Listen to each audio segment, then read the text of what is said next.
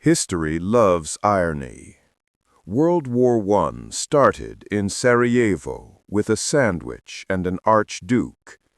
World War II began when tanks rolled into Poland on a September morning. But what if World War III didn't start in some distant flashpoint, some contested border, or far-flung archipelago? What if it started right here, in the most powerful nation on Earth? What if the next global conflict began in the United States itself? Not with bombs falling on cities, not with tanks rolling down Fifth Avenue, but with something far more insidious, the quiet collapse of everything Americans take for granted.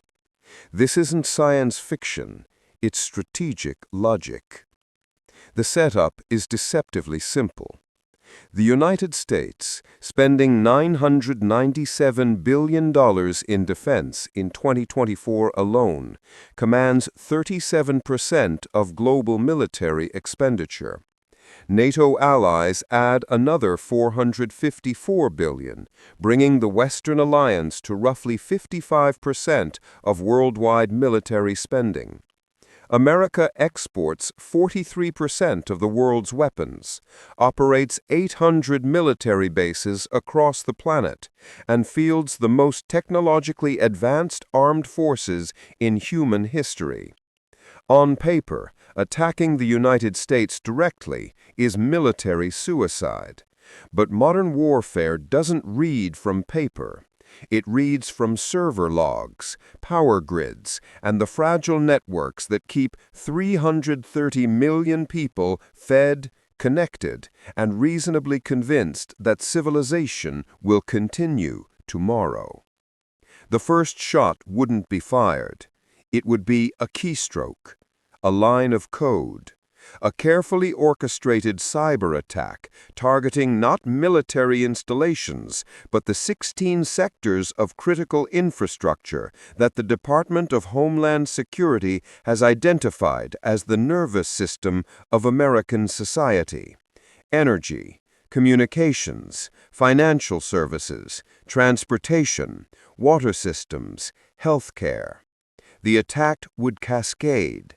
Banking systems freeze, ATMs go dark, credit cards stop working. Within hours, gas stations can't process payments. Grocery stores operate on cash only, except nobody has cash anymore. GPS signals jam across the eastern seaboard. Air traffic control systems in New York and Boston start throwing error messages. Flights ground. The power grid in Texas, already notorious for its independence and instability, flickers and dies, not for minutes, for days. This is the asymmetry that makes the scenario plausible. The United States military can project overwhelming force anywhere on Earth, but every single operation depends on digital networks, command and control systems, logistics databases, satellite communications, financial transfers that pay contractors and move fuel. The Pentagon's own strategy documents acknowledge this dependency, this Achilles heel in the cloud. An adversary doesn't need to defeat the American military in pitched battle. They just need to paralyze the systems that allow that military to function. Modern war doesn't destroy cities faster than systems. It destroys systems, then watches cities tear themselves apart. Consider the timeline. 48 hours without internet across major metropolitan areas. No streaming, no social media, no online banking, no way to verify if your loved ones are safe. The psychological shock would be instant. Panic buying would strip store shelves within hours, just like March 2020, without the supply chains to restock. Within a week, fuel shortages would emerge as refineries, despite their 18.4 million barrels per day capacity, struggle to coordinate distribution without functioning payment and logistics networks. the United States produces 13.3 million barrels of crude oil daily, more than enough for self-sufficiency. Yet that oil needs to reach refineries. Those refined products need to reach gas stations, and all of that requires functioning infrastructure. Break the coordination layer, and abundance becomes scarcity. Meanwhile, overseas, the real game unfolds. America's adversaries wouldn't attack the homeland to win. They'd attack it to distract. With domestic crises consuming political attention and military resources diverted to homeland security, pressure points activate simultaneously. The Taiwan Strait heats up. The Baltic see troop movements. The Strait of Hormuz experiences mysterious tanker incidents. Suddenly, the United States Navy, powerful as it is, faces an impossible calculus.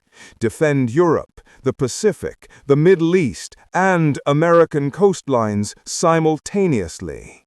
The Congressional Research Service has warned that precision-guided munitions, the backbone of modern American firepower, would deplete within months of major conflict. The industrial base can ramp up, sure, but ramping up takes time, and time is the commodity under attack. This is where alliances matter. NATO isn't just a military pact, it's strategic depth. If European allies hold firm, continuing to supply intelligence, bases, and economic stability, the United States maintains multiple fronts of engagement. If those allies face their own domestic crises, energy blackmail, or political fractures, American power contracts to its geographic borders. The adversary's objective isn't to invade Nebraska, it's to sever America from the global system that magnifies its strength. Cut the undersea internet cables, jam the satellite networks, disrupt shipping lanes through Panama, Hormuz, and Malacca. America remains physically intact but strategically isolated, unable to leverage the 25% of global GDP it represents. The irony is exquisite. The most powerful military in human history, rendered ineffective not by superior firepower but by inferior internet service. The arsenal of democracy unable to mobilize because logistics software keeps crashing. Fighter jets grounded not by enemy action but by fuel distribution failures. The scenario reveals an uncomfortable truth that military strategists whisper but politicians rarely acknowledge. Strength and fragility aren't opposites, they're twins. The more complex the system, the more points of failure. The more connected the network, the more avenues for attack. America's dominance rests on global integration, technological superiority, and unshakable confidence in systems that have never truly been tested under coordinated assault. World War III beginning in the United States wouldn't look like Pearl Harbor or 9/11. It would look like a Tuesday when things simply stopped working, followed by a Wednesday when they still hadn't restarted, followed by a month of cascading failures as the most advanced society on Earth discovered that advancement cuts both ways. The war wouldn't be won or lost by who controlled territory. It would be determined by who could keep their systems running. Electricity, internet, finance, logistics, and most crucially, the alliances that turn isolated power into networked strength. The punchline? After decades of projecting power globally, the American homeland would finally experience what much of the world already knows: that security isn't about military spending, it's about system resilience.